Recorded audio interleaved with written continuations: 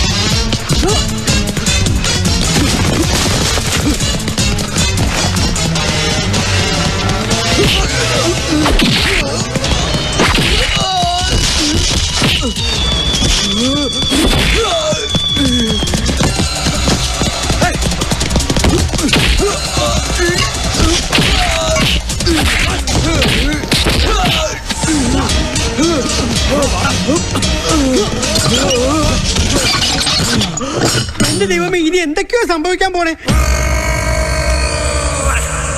എന്താടാ നോക്കി ദഹിപ്പിക്കുന്നത്? സഹതാപം കൊണ്ട് നോക്കിയതാ. മാമ്പിള്ളിക്കാരുടെ കൈകൊണ്ട് തന്നെ നീ തീർന്നു പോകലടാ. പന്ന കഴിവറമനെ, ഈ സെല്ലിലിട്ട് കത്തിക്ക് ഞാൻ നിന്നെ. വിടരാവനെ.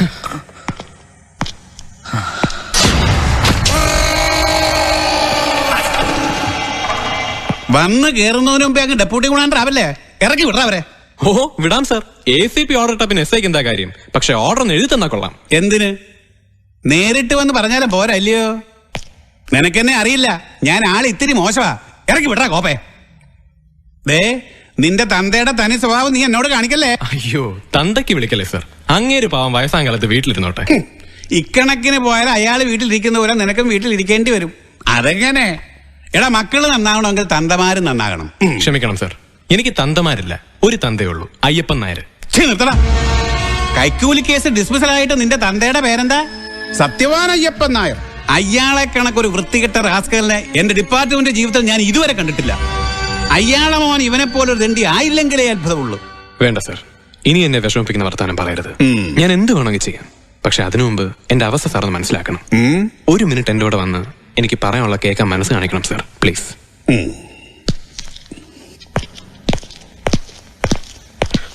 ACP ഡയലോഗ് ഏറ്റ്.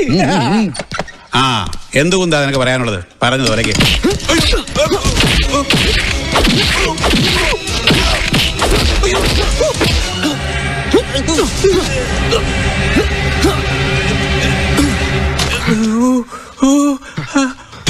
മറ്റെന്ത് ഞാൻ സഹിക്കും.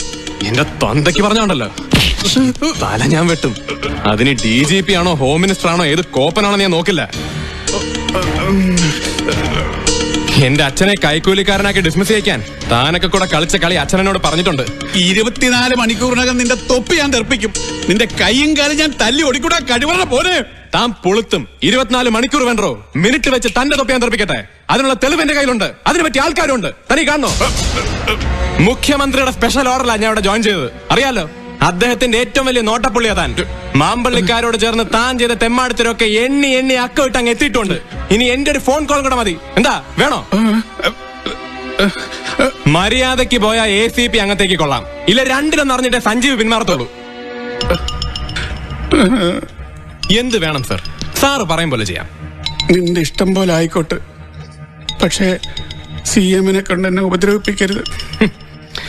ഇല്ല, സാറ് സമാധാനമായിട്ട് പോയിക്കോ.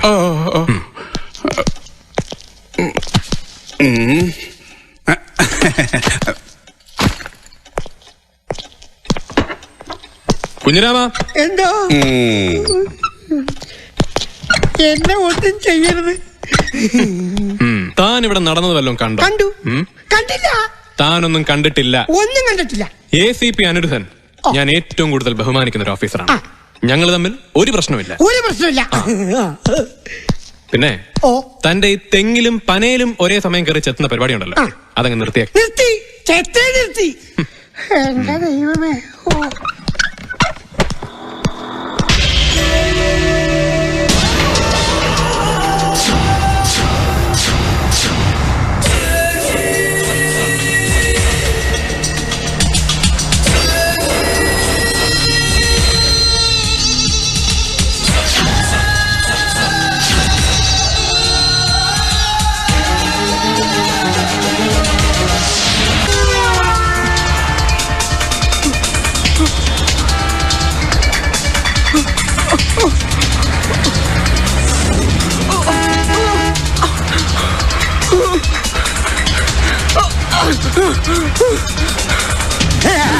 എന്താ സഞ്ജീവ് സാറിന്റെ പേടിപ്പിച്ചോ?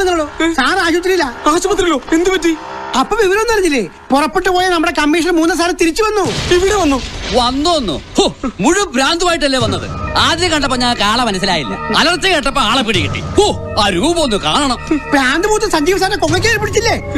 എന്റെ ദൈവമേ, സാറായതുകൊണ്ട് രക്ഷപ്പെട്ട്. ഭ്രാന്തന്മാർക്ക് ഭയങ്കര ബലോടോ. ജീവിക്കറ.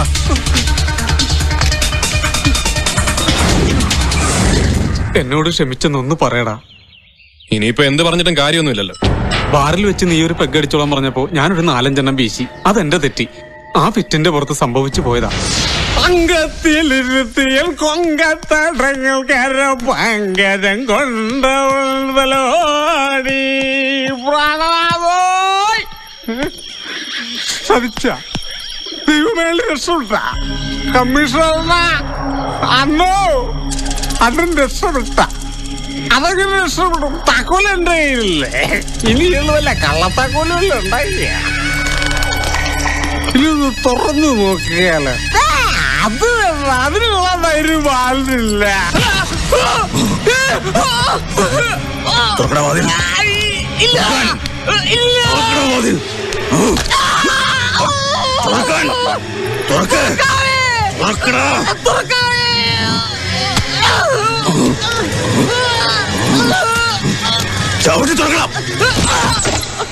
അയാള് നിലവറന്ന് ഇറങ്ങുമ്പോഴേക്കും ഞാൻ ഓടി മച്ചിന്റെ പുറത്ത് കയറി. അല്ലെങ്കിൽ എന്റെ കഥ അവിടെ തീർന്നാനേടാ. ഇനിയിപ്പോ നമ്മൾ എന്ത് ചെയ്യും? വരുന്നിടത്ത് വെച്ച് കാണാം. അത് തന്നെ. ഏതായാലും എന്റെ മുന്നിൽ തന്നെ ഒന്ന് പെട്ടോണ്ട് പ്രാന്താണെന്നും പറഞ്ഞ് തൂക്കിയെടുത്ത് ആശുപത്രിയിലാക്കാൻ പറ്റി. ഡോക്ടർമാർ പറയത്തില്ലേ അയാൾക്ക് പ്രാന്തൊന്നുമില്ലെന്ന്? ആ രൂപവും എന്നെ കൊല്ലാനുള്ള അയാളുടെ പരാക്രമവും കണ്ടപ്പോ ഡോക്ടർ സുനിലിനും അങ്ങനെ തോന്നിക്കാണും. പിന്നെ ഞാനങ്ങ് തറപ്പിച്ച് പറഞ്ഞു, മാനസിക രോഗം പിടിച്ച് പുറപ്പെട്ടു പോയ കമ്മീഷണർ മുഴുവട്ടനായിട്ടാണ് തിരിച്ചു വന്നിരിക്കുന്നത്. ഏതായാലും 12 മണിക്കൂർ നേരത്തേക്ക് അയാൾ മയക്കത്തിലായിരിക്കും എന്നാണ് ഡോക്ടർ പറഞ്ഞത്. ആ സമയം നമുക്ക് വളരെ വിലപ്പെട്ടതാ. ഇല്ല, എനിക്ക് ഭ്രാന്തില്ല. ഞാൻ എത്ര പ്രാവശ്യം ഇത് ആവർത്തിക്കുന്നു. ഇതെല്ലാം തെമ്മാടി കരുതി കൂട്ടി ചെയ്താ. ചേട്ടന് ഭ്രാന്താണെന്ന് ആരെങ്കിലും പറഞ്ഞോ? ചേട്ടൻ പറഞ്ഞ കഥ കേട്ടിട്ട് വിശ്വസിക്കാൻ കഴിഞ്ഞില്ല. അത്രേ പറഞ്ഞുള്ളൂ. ഏതായാലും മനസ്സിന് ടെൻഷൻ കൊടുക്കണ്ട. എടാ പോടാ പുല്ലേ, എന്ത് ടെൻഷൻ? ഞാൻ ഇത്ര നാൾ അനുഭവിച്ചാൽ കൂടുതൽ ടെൻഷൻ ഒന്നും ഈ ലോകത്ത് ആരും അനുഭവിച്ചാണല്ല. സാറ് പറഞ്ഞത് ശരിയാ. ഇനി വീരപ്പൻ തട്ടിക്കൊണ്ടുപോയാലും കാട്ടിനകത്ത് വിശാലമായിട്ടിരിക്കാം. ഇത് പട്ടിയും പൂച്ചയും എലിയും പാറ്റയും കേട്ടിട്ട് എനിക്ക് തന്നെ പേടിയാവുന്നു. പക്ഷേ ഒരു കാര്യം ഞാൻ പറയാം, ഇതും ഇതിനപ്പുറവും ചെയ്യുന്നവനാവാൻ. എനിക്ക് അനുഭവമുണ്ട്. ഒരാളെ കുറിച്ച് ആരോപണം ഉന്നയിക്കുമ്പോൾ വ്യക്തത വേണം മുകുന്ദ. SI സഞ്ജീവ് ഇതെല്ലാം പാടെ നിഷേധിക്കുക. മാത്രമല്ല, കൊച്ചിയിലെ ഗുണ്ടാപ്പടയെ ഒതുക്കി സിറ്റിയിൽ സമാധാനം തിരിച്ചു കൊണ്ടുവന്നതിന് ചീഫ് മിനിസ്റ്റർ പോലും നേരിട്ട് അഭിനന്ദിച്ച ഒരു ഓഫീസറാണ് അയാൾ. താനൊരു കോപം പറയണ്ട. താനൊക്കെ കൂടി അവനെ വളർത്തുന്നത്. എന്റെ അനുജനെ അറസ്റ്റ് കൊണ്ടുപോകാൻ അവൻ അധികാരം കൊടുത്ത് താനും കൂടെ അല്ലേ? അവനൊന്ന് ജാമ്യത്തിൽ ഇറങ്ങിക്കോട്ടെ. തന്നെ ഉൾപ്പെടെ ഒരുത്തിനെ ഞാൻ വെറുതെ വിടില്ല. അല്ല മോന്ത, വർഷങ്ങളോളം ഈ സ്റ്റേറ്റിലെ മുഖ്യമന്ത്രിയായിരുന്ന ആളാ നിന്റെ അമ്മാവൻ. ആഭ്യന്തരവും കൈകാര്യം ചെയ്തിട്ടുണ്ട്. നിന്നെ പോലെ പ്രഗത്ഭനായ ഒരു പോലീസ് കമ്മീഷണറെ ഒരു ചെറുപ്പക്കാരൻ ഈ സിറ്റിയിൽ തന്നെ കിഡ്നാപ്പ് ചെയ്ത് വെച്ചു എന്നൊക്കെ പറഞ്ഞ ആരാ വിശ്വസിക്കുക? അല്ല, അയ്യപ്പൻ നായരോടുള്ള ദേഷ്യവും ആ ചെറുക്കനെ SI ആക്കാതിരിക്കാനുള്ള വാശിയൊക്കെ നിനക്കുണ്ടായിരുന്നല്ലോ. അത് മനസ്സിൽ കിടന്ന് സമനില തെറ്റിയപ്പോ ഇങ്ങനെയൊക്കെ തോന്നിയതാകുമോ? നീ ഒന്നുകൂടി സമാധാനമായിട്ട് ചിന്തിക്കേ. നീ ഇതുവരെ എവിടായിരുന്നു? മറ്റടുത്ത വർത്താനം പറഞ്ഞ അമ്മാവനാണെന്ന് ഞാൻ നോക്കില്ല. കൊന്നു കുഴിച്ചു മൂടും. അയാളുടെ ഒരു പുതിയ കണ്ടുപിടുത്തം. ചേട്ടാ ചേട്ടാ പ്ലീസ്. അമ്മാവൻ പറഞ്ഞ പോലെ ഒന്നും ആയിരിക്കില്ല. ചേട്ടൻ പറഞ്ഞത് സത്യമായിരിക്കും. ദേ നോക്ക്, ചേട്ടനെ വേദനിപ്പിച്ച ഒരുത്തനെയും ഇനി അവന് ഇന്ത്യൻ പ്രധാനമന്ത്രി സപ്പോർട്ട് ചെയ്താൽ പോലും ഈ മാധവൻ വെറുതെ വിടില്ല. ഇന്ന് തന്നെ ഡിസ്ചാർജ് ചെയ്യാന്ന് പറഞ്ഞിട്ടുണ്ട്. നാളെ തന്നെ ചേട്ടന്റെ ആവശ്യപ്രകാരമുള്ള അന്വേഷണം തുടങ്ങിയിരിക്കും.